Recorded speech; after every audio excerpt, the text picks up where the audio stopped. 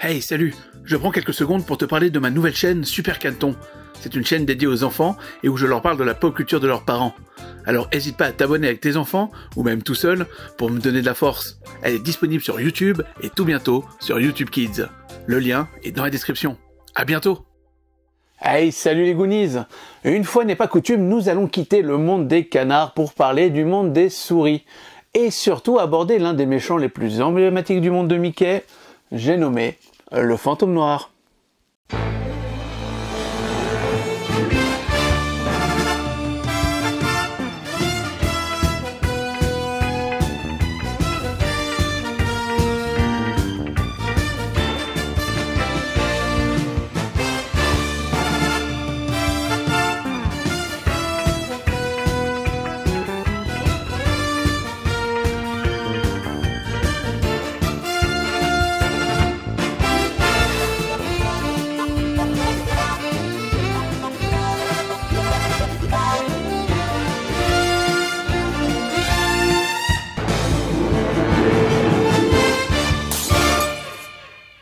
Le Fantôme Noir est un personnage créé par Merrill DeMaris et Floyd Gottfredson en 1939. Merrill DeMaris est connu pour avoir écrit des scénarios d'un Donald Duck et travaillé sur divers strips Mickey et Silly Symphonies. Quant à Gottfredson, dont nous avons déjà parlé, dessinateur de Disney prolifique et faisant partie des fameux Disney Legends.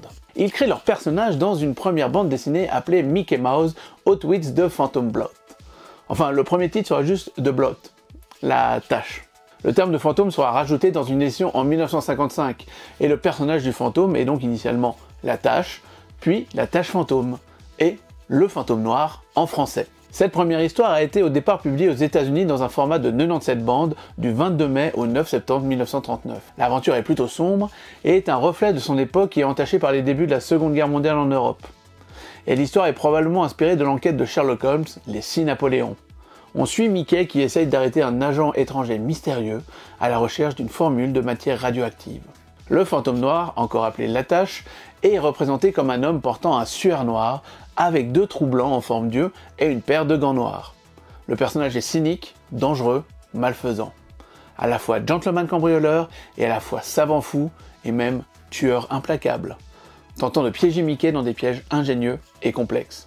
Dans ce premier épisode, Mickey va jusqu'à adopter les méthodes de son adversaire, revêtant lui-même un costume noir pour voler les artefacts recherchés par le fantôme, allant même jusqu'à voler une petite fille.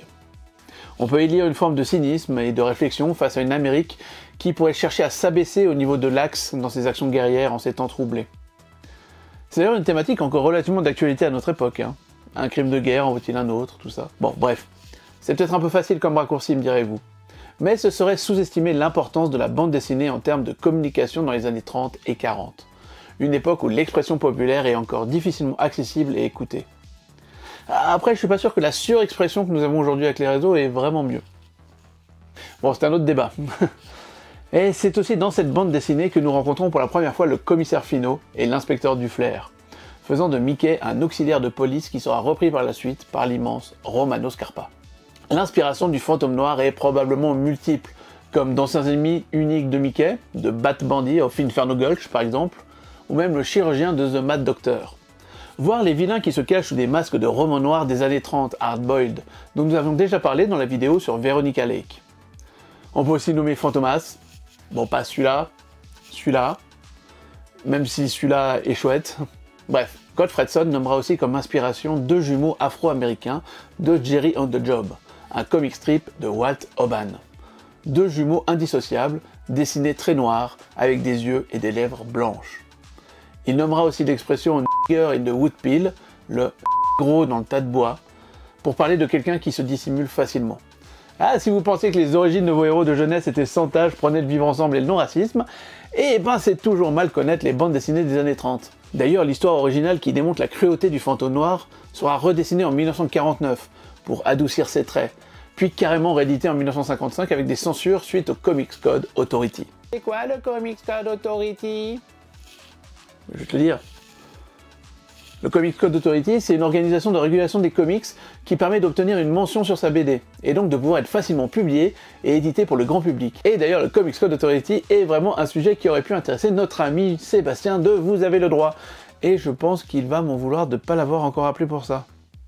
Mais bon, il a assez profité de ma notoriété pour gagner des abonnés.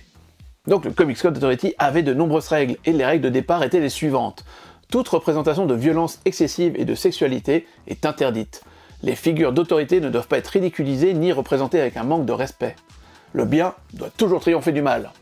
Les personnages traditionnels d'horreur, vampires, loups-garous, ghouls et zombies sont interdits.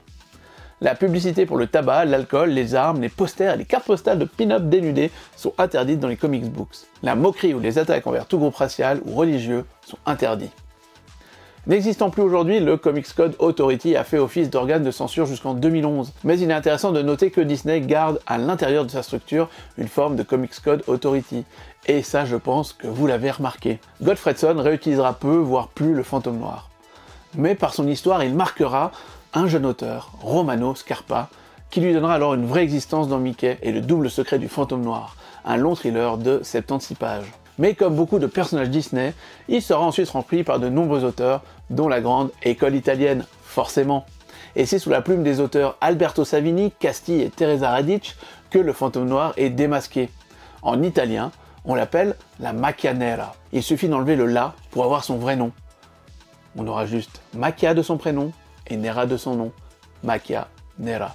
En français, on l'appellera Joe Chris ou Joe la Rapine. D'ailleurs, le visage du fantôme noir à découvert nous fait penser à un acteur américain, Adolphe Manjou, bien connu pour ses personnages de fripouille, mais surtout à quelqu'un de bien connu aussi pour son rôle de fripouille, Walt Disney lui-même. À la télé, on voit apparaître le fantôme noir dans un épisode de la bande à Picsou de 1987, où il a bizarrement les yeux rouges. If one expects to take over the world, one must know how to handle people. Puis en 1999, dans un épisode de la série Mickey Mania, Mickey contre le fantôme noir.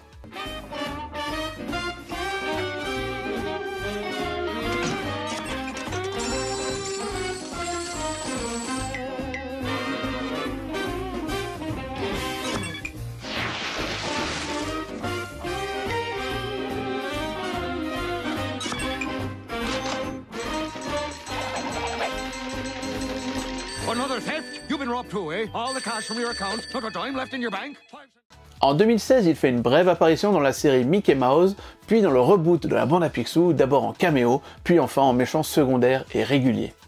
Il sera aussi le méchant du jeu Epic Mickey en 2010, mais dans lequel il a une apparence bien différente de celle connue. Bref, le fantôme noir est un ennemi mythique de Mickey. C'est un personnage que j'adore et que j'adorais déjà enfant. Il donne à Mickey une véritable crédibilité en tant qu'enquêteur et détective. Et ce n'est d'ailleurs pas la première fois que nous pouvons voir dans la pop culture que ce sont souvent les méchants qui donnent de la substance aux héros. Et vous, que pensez-vous de ce personnage ? N'hésitez pas à me le dire dans les commentaires.